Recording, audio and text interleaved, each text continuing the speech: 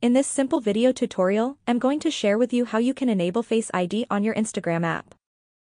You can add a Face ID lock to your Instagram in just few simple steps.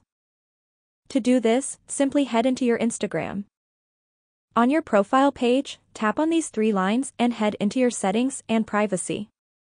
On the settings page, you will have to scroll down onto the option of orders and payment.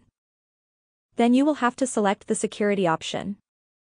On this page, enable this option of use Face ID instead of PIN. When enabled, you will always require a Face ID to open up your Instagram. Also, before making payments on Instagram, your Face ID will get required.